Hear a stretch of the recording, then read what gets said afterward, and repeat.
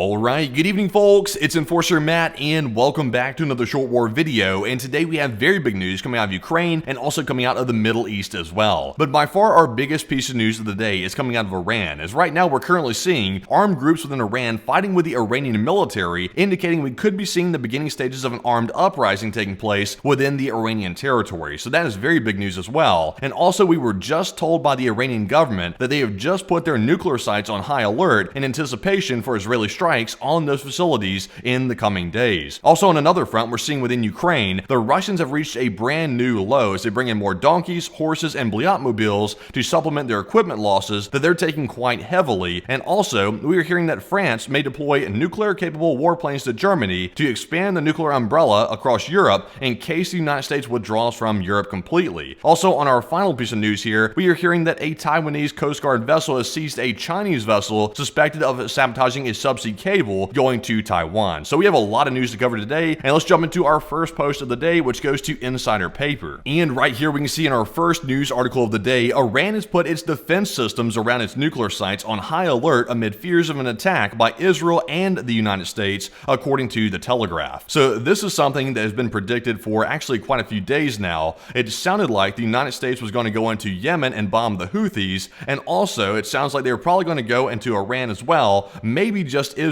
We're not sure if it's going to be a joint US and Israel operation. It could be just Israel going into Iran and striking these nuclear sites, because once again, it's the current US policy to prevent Iran from developing a nuclear weapon, and apparently they've not fully developed one just yet, and now is the time to put a stop to that, according to US officials. And Israel could be the country to carry this out, but it sounds like Iran is getting very fearful this could happen in the coming days, or maybe even within a week or so. So they're putting all their defense systems on high alert around these nuclear sites in anticipation for an attack. But with that, we're jumping into our next news article here, and this one goes to Apex News. And this post right here gives us just a little bit more context as to how the Iranians are actually scared, and this is a quote from an Iranian source, according to the Telegraph. They said, quote unquote, they, the Iranian authorities, are just waiting for the attack and are anticipating it every single night, and everything has been on high alert, and even in sites that nobody knows about. So it sounds like Iran might have sites that nobody was even aware even existed, which is not shocking, but it sounds like they are scared every night they go to sleep, waiting for the Israelis to show up with their stealth aircraft and basically start bombing the hell out of everything.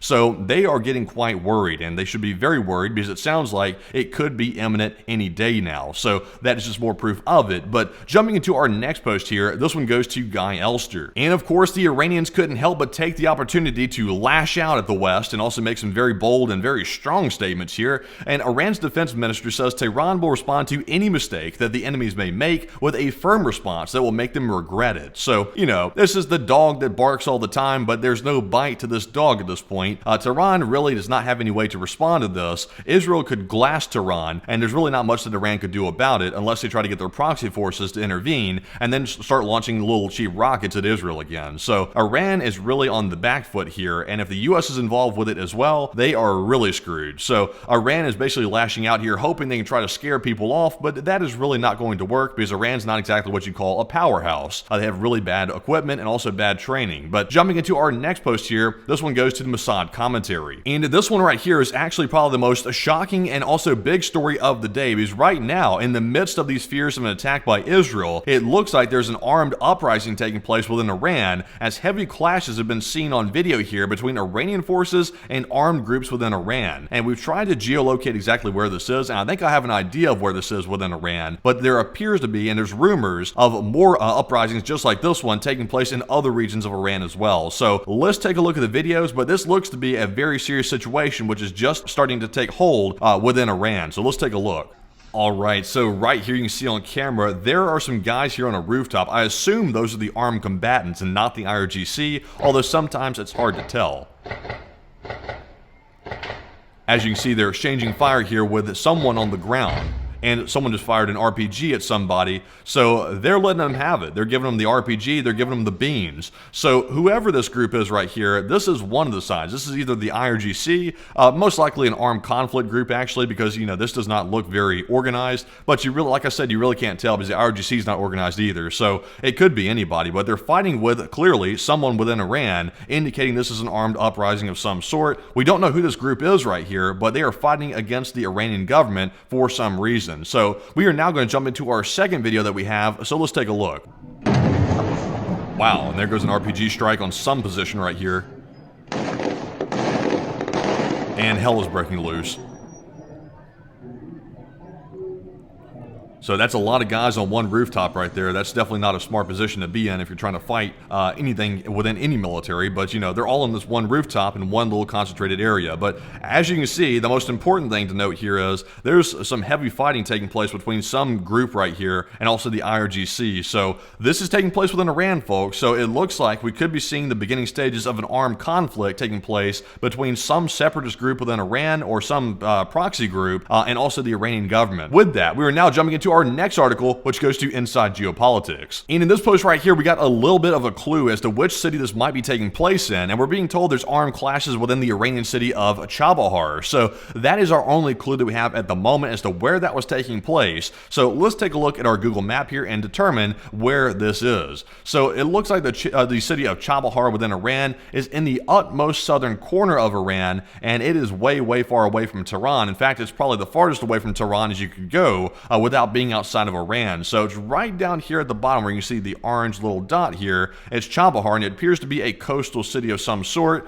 and this is allegedly where some of the armed clashes are taking place, right there on the coast. As you can see, there's Chabahar right there. I'll go ahead and zoom in on it so that way you can see it. It's a very small little city, or town if you want to call it, and it looks to be a port town like I said. So this is the beginning of something happening here. Not really sure what it is, but we'll be keeping an eye on it to see if we can geolocate it even further and figure out if there's other areas where this is happening that we're not currently aware of, but certainly something to keep an eye on. But with that, we're jumping into our next post here, and this one goes to the Euromaidan Press. And we're going to switch gears away from our Iranian news and onto our Ukraine news, because there's currently a lot of things happening with that right now as well. But first of all, we are getting a new analysis from the ISW, the Institute for the Study of War, and it says basically that Putin remains committed to the war, and regardless of what negotiations he's taking place in, it looks like the Kremlin rejects ceasefire without Ukraine's full capitulation, and Russian Foreign Minister Lavrov insists on battlefield realities and Ukraine's ban from NATO, while Putin frames Kyiv's territorial concessions as a compromise. And we've been saying this for ages. Don't take the words for everything. Don't take them as gold, basically. Whatever the US is saying and whatever Russia's saying, it doesn't mean very much because it's just words. And right now, all the actions by Putin indicate that he's still committed to this war all the way, and it looks like he's doubling down, and also Zelensky's doubling down as well. So this war does not look like it's going to come to an end anytime soon, regardless of what the United States is saying out of their mouths. So that is the case right there, and also the analysis from the ISW. But jumping into our next post here, this one goes to Max24. And speaking of US-Ukraine relations, we're still hearing more details about the mineral deal, and right now we're hearing the US and Ukraine are close to a deal that would give Washington a share of Kyiv's natural resource revenues, but not guarantee Ukraine's security, according to the New York Times. So this right here, I would put a lot of doubt in this one right here. Zelensky's already stated he's not signing anything that's going to screw the Ukrainians over for generations to come, and it sounds like it's the same deal that's been rehashed over and over again. So everybody knows our position on this mineral deal. It's not a good deal for Ukraine whatsoever. In fact, it's very unfair to Ukraine, and I really doubt that Ukraine's going to sign it. But you never know. Only time will tell. So we'll keep an eye on that story. But jumping into our next one here, this one goes to Samuel Romani. And we've got some news about Zelensky and also the declaration of martial law within Ukraine, which has been ongoing since the beginning of the war. And we're told today that Ukraine's parliament votes to extend martial law and Volodymyr Zelensky's legitimacy until sustainable peace is achieved. And once again, I want to emphasize,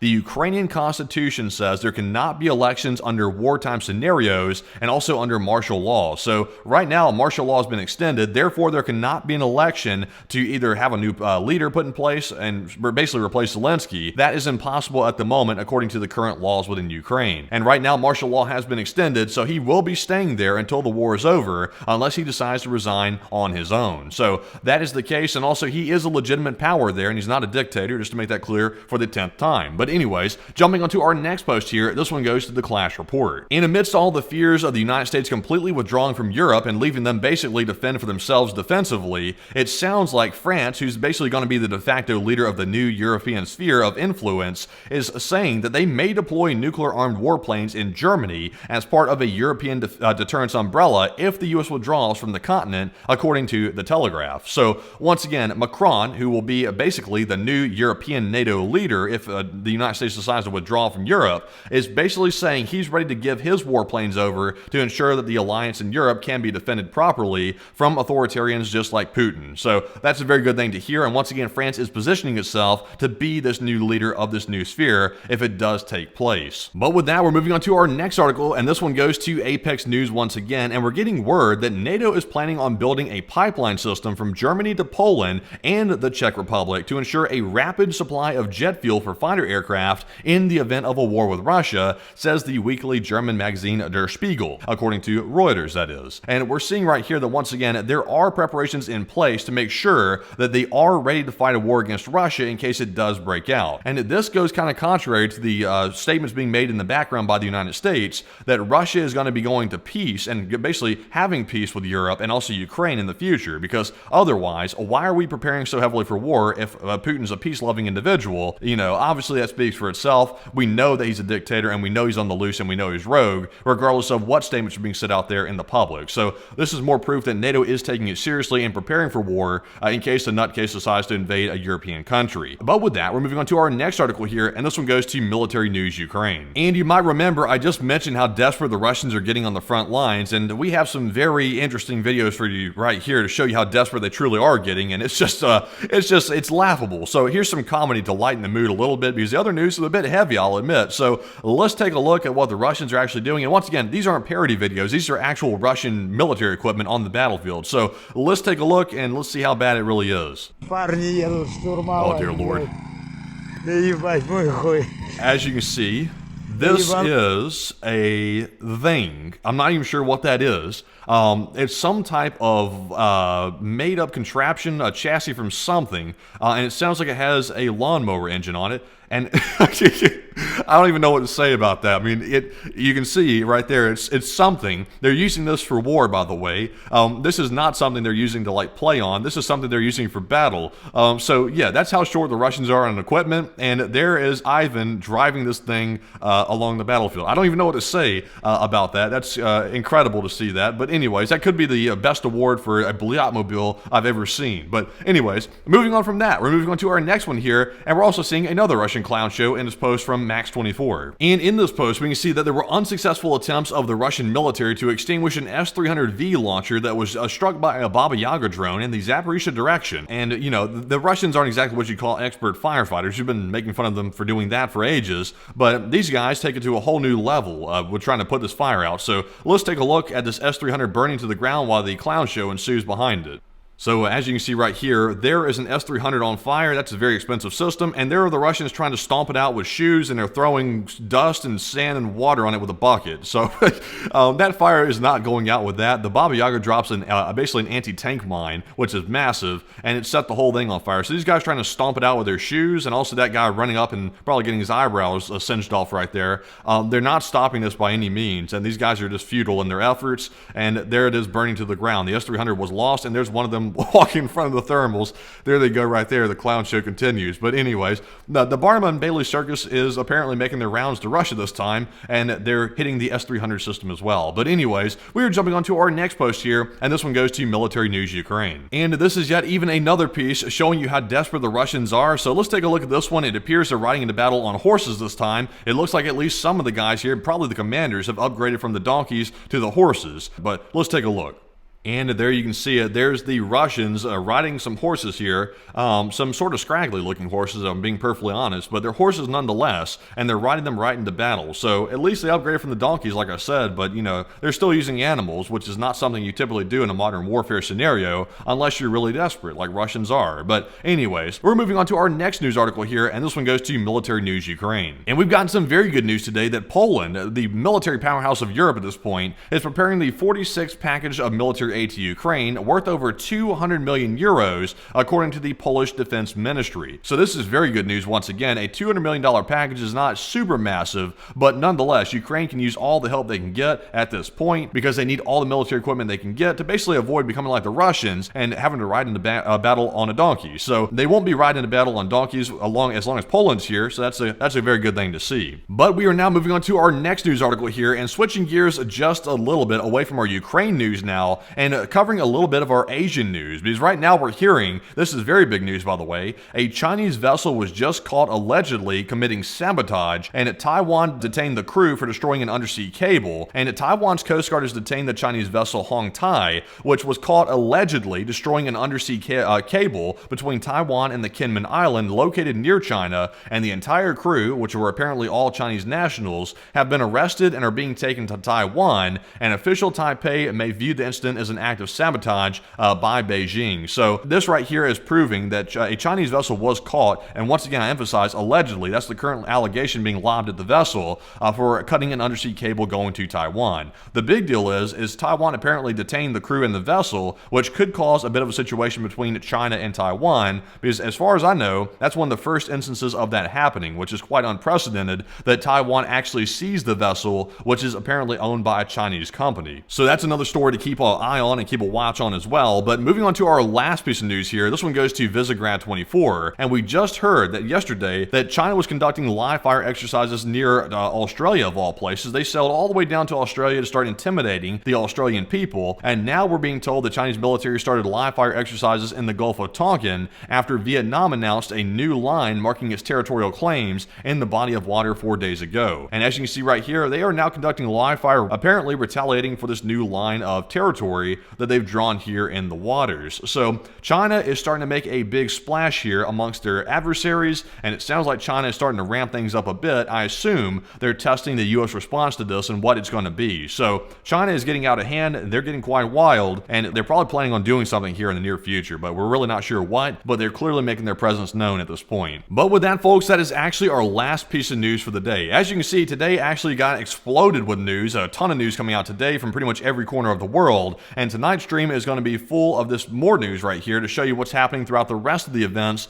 throughout the day. So very big things to cover once again, and actually quite a lengthy video today as a result of how much news we had. So be sure to smack the like button before you go, and also subscribe to the channel as well to stay up to date on the news coming out minute by minute, and also go check out our Twitter page as well if you want to actually stay up to date literally by the second as we repost the news as it happens. Also, if you want to support the channel financially, you can do so on our Patreon page, and the link to our Patreon is down below in the description, where you can go over there and sign up for a monthly membership and support the channel that way, which is of course a very big help because that helps keep the channel running, and we appreciate that very much. And huge thanks to all our Patreon supporters, by the way. We've been once again posting on Patreon quite a bit in the recent weeks, and we plan to keep doing so. So if you want the behind the scenes content, go over there to Patreon and sign up for a monthly membership. It can be a small one or a large one. Nonetheless, we appreciate all the support. And with that, folks, we'll see you all at 10 p.m. Eastern tonight on our next Nightly War News stream. And with that, bye-bye for now.